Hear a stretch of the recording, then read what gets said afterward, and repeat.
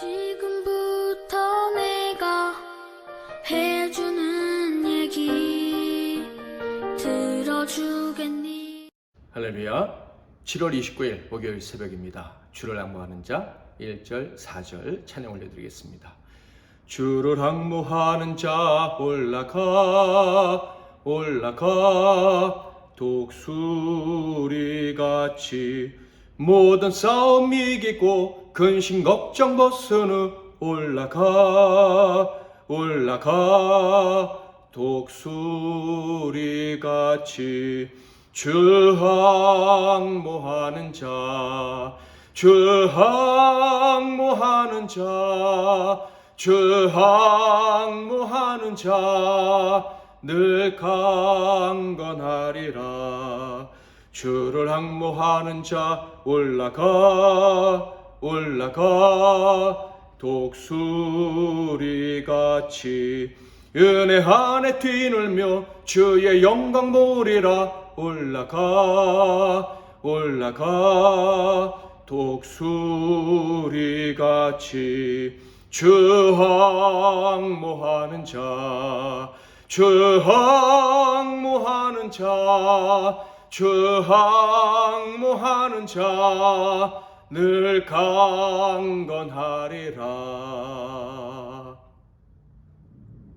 오늘 하나님께서 주신 은혜의 말씀은 구약성경 이사야 41장 14절에서 29절 말씀이 되겠습니다. 이사야 41장 14절에서 29절 말씀 중에서 16절까지 봉독해 드리겠습니다. 버러지 같은 너희 야곱아, 너희 이스라엘 사람들아, 두려워하지 말라. 나 여호와가 말하노니 내가 너를 도울 것이라. 내 구속자는 이스라엘의 거룩한 이인이라. 보라, 내가 너를 이가 날카로운 새 타작기로 삼으리니 내가 산들을 쳐서 부설기를 만들 것이며 작은 산들을 겨같이 만들 것이라. 내가 그들을 까부른 즉 바람이 그들을 날리겠고 회오리 바람이 그들을 흩어버릴 것이로되 너는 여호와로 말미암아 즐거워하겠고 이스라엘의 거룩한 이로 말미암아 자랑하리라. 아멘.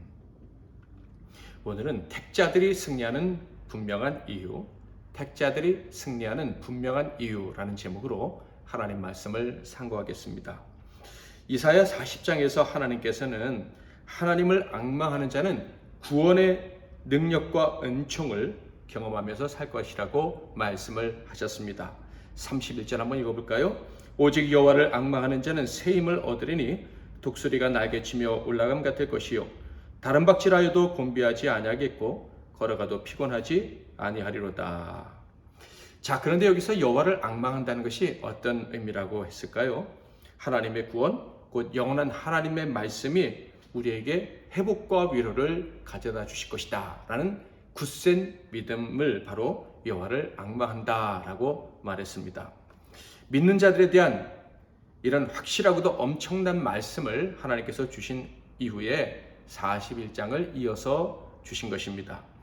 자, 그런데 41장 서두에 보면 이제 41장에서 들려주시는 말씀은 법정에서 주시는 말씀, 법정에서 벌어질 일들에 대한 말씀이라는 것을 짐작하게 합니다.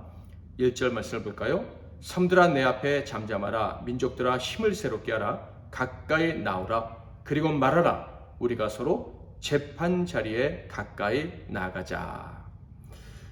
이사야 41장 말씀은요, 이제 재판장에서 선과 승리와 실패, 그것을 판가름하게 될 것이라는 것을 하나님께서 말씀을 하시는데요. 그런데 이 법정은 엄청나게 큰 법정이라는 것도 알려주십니다.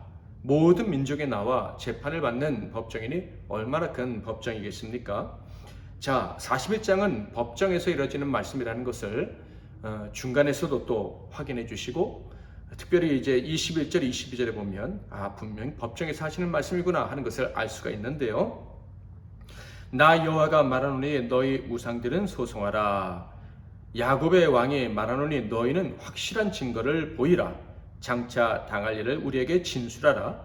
또 이전 일이 어떠한 것도 알게 하라. 우리가 마음에 두고 그 결말을 알아보리라. 혹 앞으로 올 일을 듣게 하며 소송하라. 확실한 증거를 보이라. 진술하라 라는 단어들은 법정에서 사용하는 용어라는 것을 알 수가 있습니다. 그러므로 41장에서는 분명 법정에서 일어난 일인데 운명이 갈리는 일, 죄와 즉 유죄와 무죄, 승소와 패소로 사람의 운명이 결정나게 되는 것, 어떻게 이런 결정이 났는지에 대해서 하나님이 말씀해 주신다 하는 것을 알 수가 있습니다. 자, 하나님께서는 왜 여호와를 앙망하는 자들에 대한 확실한 구원을 약속하신 이후에 재판정을 여신 것일까요? 이스라엘의 죄를 정죄하시려고 이런 일을 하신 것일까요? 아니죠. 그 반대겠죠. 맞습니다. 하나님께서는 세상 열반들과 대비했을 때 하나님이 택하신 자들은 완전히 무죄하다. 그들은 이 재판의 승소자다라는 것을 알리시려고 이 재판을 여셨다 하는 것입니다. 하나님께서는 열방과 그들의 신들에 대한 이스라엘의 승리를 선언하시려고 재판을 여신 것이죠. 자, 그렇다면 하나님께서 택하신 자들이 완전하게 승소할 수밖에 없는 이유는 무엇일까요? 그것은 그들에게 우월한 힘과 탁월한 윤리적인 삶의 태도가 있었기 때문은 아니었습니다. 그들에 대한 하나님의 평가는 정직하시죠. 버러지와 같다는 것입니다. 14절 버러지 같은 너 야곱아 너희 이스라엘 사람들아 두려워하지 말라. 나 여호와가 말하노니 내가 너를 도울 것이라. 내 구속자는 이스라엘의 거룩한 이인이라. 여기서의 버러지는 지렁이 정도로 이해하시면 되겠습니다. 할 줄 아는 것은 꿈틀거리는 것뿐 밟히면 처참하게 죽을 수밖에 없는 허망한 존재가 바로 이 버러지인 거예요. 이스라엘이 이런 존재라는 거예요. 무기력합니다. 존재감도 없습니다. 땅 모퉁이에 있는 그런 존재죠. 사람들이 그들의 이름을 알지도 못해요. 자, 그런데 그들이 이 재판에서 당당히 승소하게 될 것이다 라고 말씀을 하시는 거예요. 그 이유는 하나님께서 그들을 도와주실 것이기 때문이라는 것이죠. 하나님께서 그들을 도와주시는 이유는 그들이 택함을 받았고 그들이 여호와를 앙망한다는 이유, 그것밖에 없습니다. 그 이유만으로 그들은 도우심을 얻고 재판에서 승소를 하게 되는 거예요. 게다가 완벽한 승리, 심지어 그들은 승리하는 정도가 아니라 그들의 상대자를 그들과 함께 재판에 나섰던 자들을 심판하는 심판자 역할까지 하게 될 것이다 라고 말씀을 하십니다. 15절 보라 내가 너를 이가 날카로운 새 타작기로 삼으리니 내가 산들을 쳐서 부스러기를 만들 것이며 작은 산들을 겨같이 만들 것이라. 이런 승리가 주어지는 이런 복을 받은 이스라엘 사람들은요, 하나님을 자랑하지 않을 수가 없어요.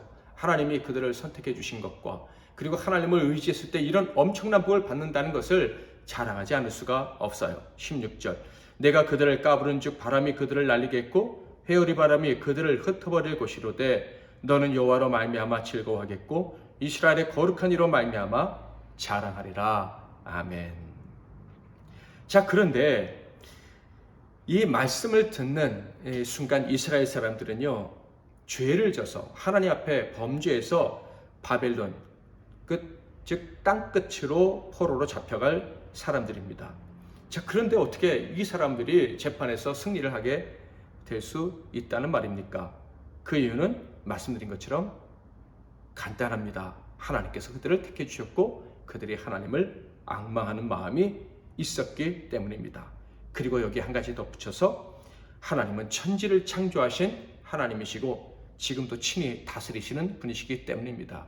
그래서 당신이 원하시는 자들을 완벽하게 그 환난에서 건지시고 재판에서 승리하게 해주시고 그들의 아무리 갈급한 지경에 있었다 할지라도 그들의 목을 적셔주실 수가 있는 거예요. 20절 우리가 보고 여호와의 손이 지으신 바요 이스라엘의 거룩한 이가 이것을 창조하신 바인 줄 알며 함께 헤아리며 깨달으리라.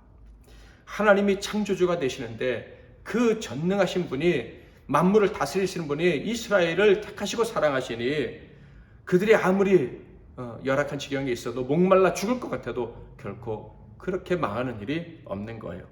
하나님께서 그들을 도우시고 그들의 목을 채워주시고 그들의 산하를 새롭게 하시는 것입니다. 17절부터 19절 가련하고 가난한 자가 물을 구하되 물이 없어서 갈증으로 그들의 혀가 마를 때 나 여호와가 그들에게 응답하겠고 나 이스라엘의 하나님이 그들을 버리지 아니할 것이라.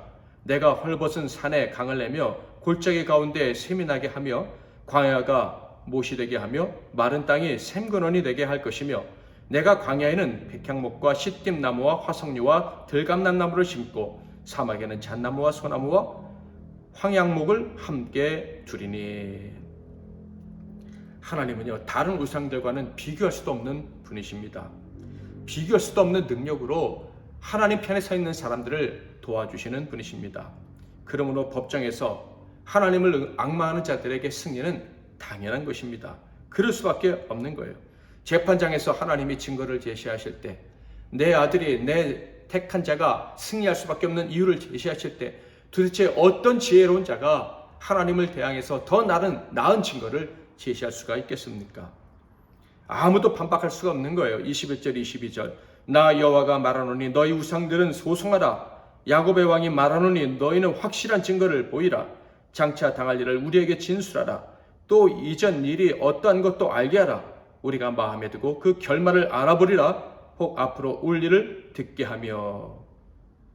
우상과 그 우상을 숭배하는 자들은요, 그들이 승리를 증취할 수 있는, 그들의 선함을 증명할 수 있는 그 어떤 증거도 제시할 수가 없습니다. 어떤 증인의 진술도 제시할 수가 없습니다. 그들에게 돌아오는 것은 오직 패배만 남아있는 것이죠. 심지어 하나님께서 승리를 결정짓기 위해서 무시무시한 증인까지 내세우실 것이다 라는 말씀도 하십니다.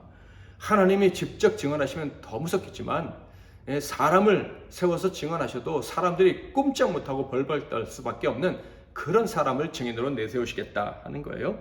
그 증인의 증언은 너무나도 확실해서요, 우상 숭배자들은 그 증인이 나타나자마자 패배를 직감하고 공포에 빠지게 들게 된다라고 말씀하고 있어요. 24절 25절에서는 이 우상 숭배자들의 증인과 하나님이 세우신 증인을 비교해서 말씀해 주십니다. 보라, 너희는 아무것도 아니며 너희 일은 허망하며 너희를 택한 자는 가증하니라. 내가 한 사람을 일으켜 북방에서 오게 하며 내 이름을 부르는 자를 해돋는 곳에서 오게 하였나니 그가 이르러 고관들을 석회같이 토기장이가 진액을 밟음같이 하리니.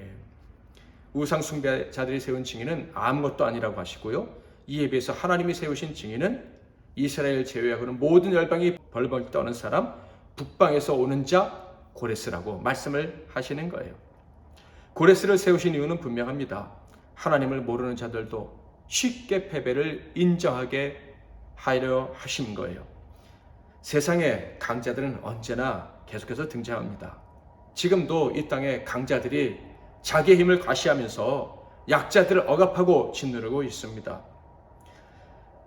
그런데요, 하나님의 사람들은 그것을 알아야 돼요. 그 악한 사람, 그리고 세상에서 가장 강한 자라고 여기는 자, 그 행위가 결국은 우리 하나님의 사람들에게 승리를 가져다주는 행위가 될 것이다 라는 거예요. 그 사람이 아무리 잔인하고 악하고 의로운 자를 파괴시키는 것 같다 할지라도 권력은 다 하나님께로부터 오는 것이므로 우리가 하나님을 의지하고 하나님을 앙망하면 그 사람의 힘이 오히려 우리에게 하나님의 은혜를 더 크게 깨닫게 하는, 누리게 하는 도구가 될 것이다 라는 말씀입니다. 그러므로 사랑하는 성도 여러분, 걱정할 것은 아무것도 없는 것입니다. 하나님 말씀하십니다. 하나님께서 그 법정에서 택한 자들이 승리하도록 만들어 주실 것이라는 것을. 그러나 어떤 사람들은 여전히 믿지 못하고 인정하지도 않을 거예요.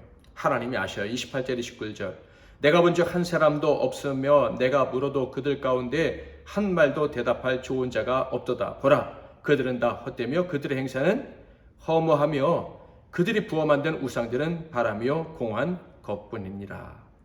하나님을 앙망하지 않는 자들은요, 그 어떤 방법으로도 승리할 수가 없어요. 그렇다면 택자들은 반드시 승리하는 거예요. 그러면 택자들은 믿어야 합니다. 하나님께서 승리를 주실 것임을, 우리의 인생이 결판나는 그 순간 반드시 우리에게 승리를 안겨다 주실 것이다 라는 것을 믿어야 하는 거예요. 믿음의 사람들은요, 이 사실을 믿고 하나님께서 복을 주실 줄 기대하며 살아가야 하는 거예요. 하나님을 알고 믿는 사람이라면 최후의 승리는 확실하게 주어진다는 사실, 조금도 의심하지 말고 살아야 하는 것입니다. 23절 26절 뒤에 올 일을 알게 하라. 그리하면 너희가 신들인 줄 우리가 알리라. 또 복을 내리든지 재앙을 내리든지 하라. 우리가 함께 보고 놀라리라. 누가 처음부터 이 일을 알게 하여 우리가 알았느냐? 누가 이전부터 알게 하여 우리가 옳다고 말하게 하였느냐? 알게 하는 자도 없고 들려주는 자도 없고 너희 말을 듣는 자도 없도다. 사랑하는 성도 여러분, 우리 모두는 단 한 사람의 예외도 없이 마지막 심판 때 재판장에 서야 될 사람들입니다. 또한 인생에 살아가는 순간에 많은 악인들과 함께 서서 옳고 그름을 선악간에 그리고 성자와 패자를 결정하는 그런 재판을 받는 경우가 많이 있을 것입니다. 그런데 그 사실 앞에 우리는 두려워할 필요가 없고 오히려 기뻐해야 합니다. 우리에겐 반드시 승리를 주실 것을 약속하신 그 하나님을 기대하며 믿으며 기뻐해야 하는 거예요. 27절, 내가 비로소 시온에게 너희는 이제 그들을 보라 하였노라. 내가 기쁜 소식을 전할 자를 예루살렘에 주리라. 영원한 승리, 성공이 선언될 장소가 바로 우리가 서서 재판하는 자리입니다. 우리의 실패를 예상하고 우리를 악담하던 모든 사람들은 반드시 패소하게 될 것입니다. 그러므로 알고 기억하고 믿으십시오. 믿는 자, 선택받은 자의 삶은 보장을 받은 삶이라는 것을, 우리는 이미 의롭다 하심을 받았습니다. 세상의 어떤 재판에서도 승소할 수밖에 없습니다. 이 사실을 믿고 변함없이 하나님을 앙모하면서 살아가시길 바랍니다. 오늘 하루도 저와 여러분에게 다양한 상황이 주어질 텐데 하나님이 승리를 허락해 주셨다라는 사실을 믿으시고 당당하게 의연하게 살아내시기를 주님의 이름으로 축원합니다. 말씀 붙잡고 기도하시고 승리하는 하루 되시기를 바랍니다. 제가 먼저 잠깐 기도하겠습니다. 하나님 아버지, 오늘 말씀을 통해서 택함받은 우리들은 언제나 승리할 수밖에 없는 인생이 되었다는 것을 깨닫게 해주시니 감사합니다. 아무리 세상이 흉흉하고 상황이 우리의 패배를 99% 아니 100% 장담하는 것 같아도 우리는 절대 굴복하지 말고 하나님이 주실 최후 승리를 기대하며 언제나 하나님 편에 서서 살아가는 믿음의 사람들 되게 하시고 오늘도 그런 하루 되게 하옵소서. 예수 그리스도 이름으로 기도하옵나이다. 아멘.